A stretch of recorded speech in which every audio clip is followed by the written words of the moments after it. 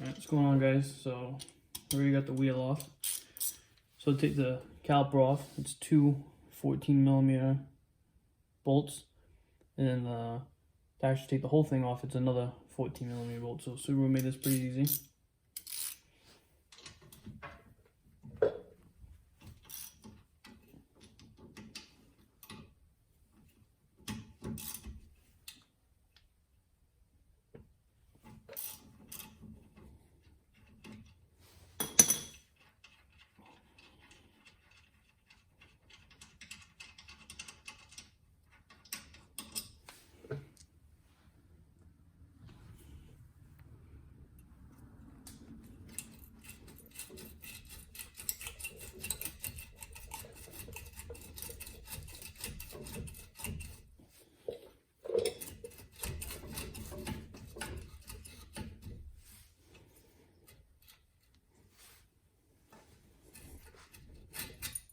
There we go.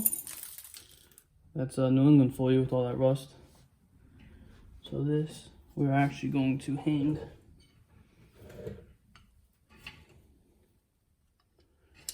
on these hanger things.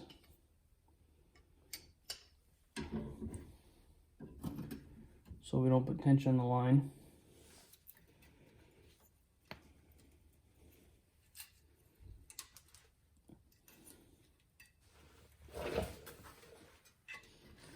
Let's see how bad these were.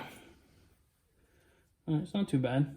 They did separate from the backing, but that one's not too bad. This back one though doesn't look too good.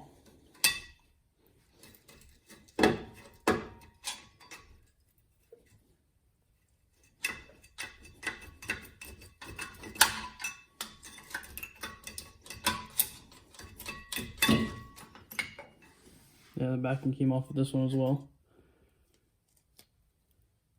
Not too bad, even though the backing came off of it. Good thing we're replacing these.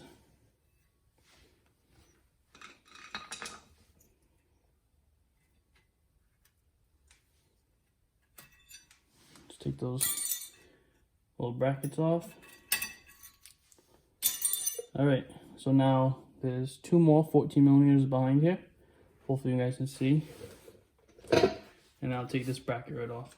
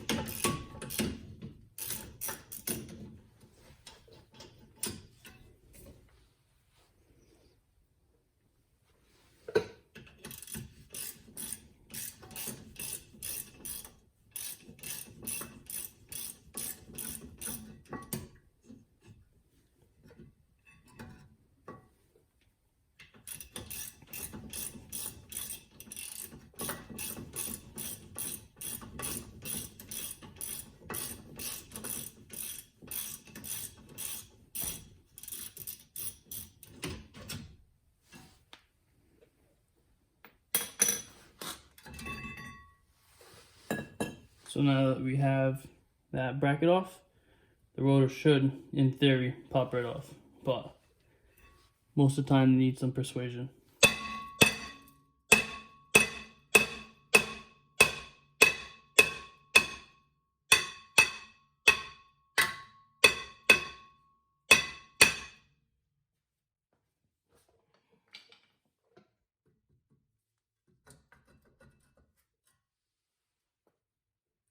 There you go. And this rotor has seen better days. But that's New England for you, and that's what it does to rotors. So this is the e-brake right here. And usually these don't really need to ever be touched. They just need to be adjusted. As you can see, there's plenty of pad left on these, so they don't need to be replaced. I like to clean up this hub a little bit so that the next time we do this, they will easily come off. So let's get to that. A small little wire brush will work great for this.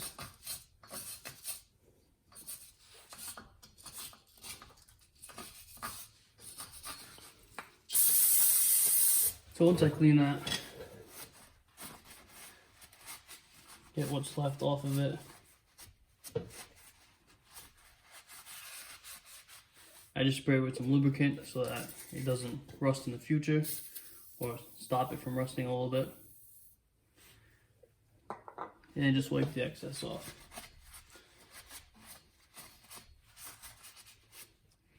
So take your new rotor and slap it on.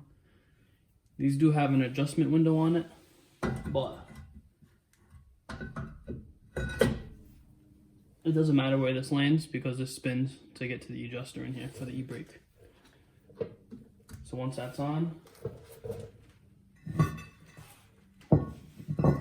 steal this little rubber piece from your old rotor, and this one doesn't fit. So we'll just throw it in there, hopefully the wheel holds it on. Now as far as this bracket goes, just like the face of the rotor, I just clean them up a little bit.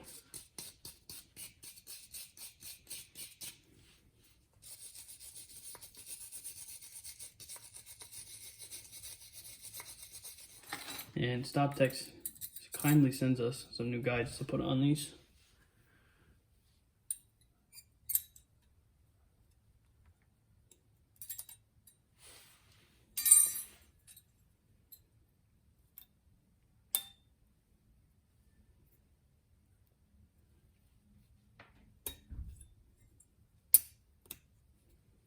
There you go. Now they're properly seated. Just put the other one in.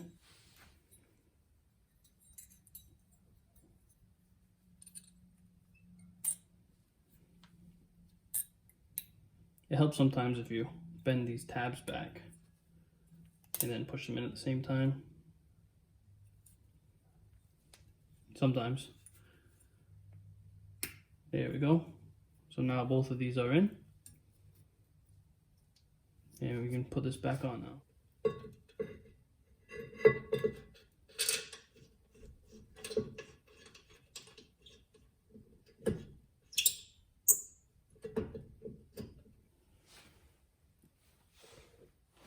Alright, so let's finish bolting up the bracket bolts.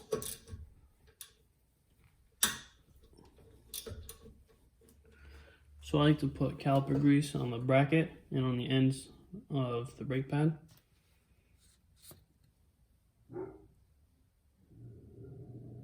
Doesn't need a lot, just a little bit of coating.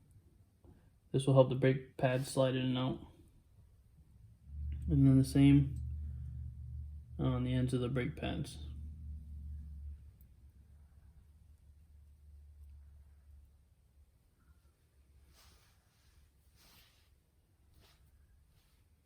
Then these should slide right back in.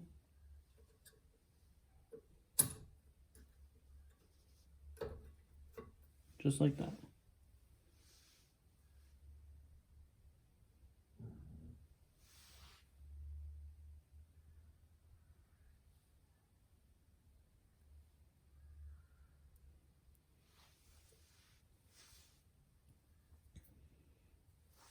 Now, as far as the caliper goes, they sell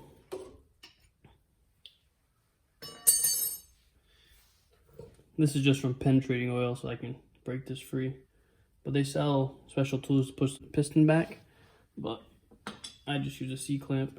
That's what I've always used. And works just like the tool. There's nothing wrong with the tool, I just don't have it, so I use a C-clamp.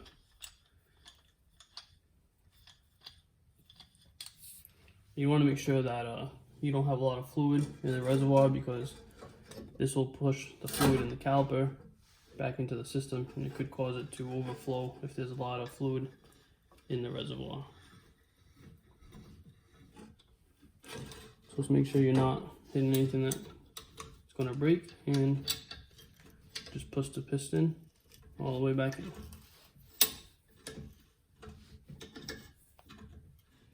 There we go.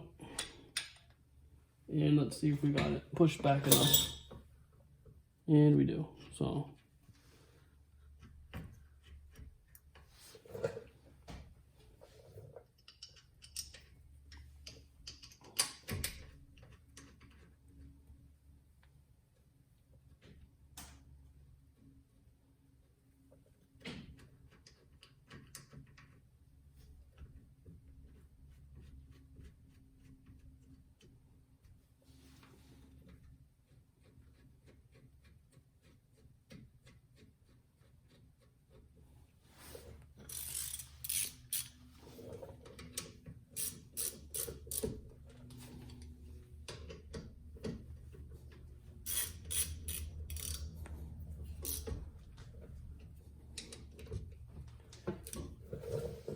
there you go. Those are the rear brakes on the 2012 WRX. Go ahead and torque these bolts to spec, whatever Subaru recommends, and we're going to bleed the brakes. I'll do that off camera because it's simple enough. There you have it. Those are Stoptech blank rotors with posi-quiet Stoptech pads. Thanks for watching.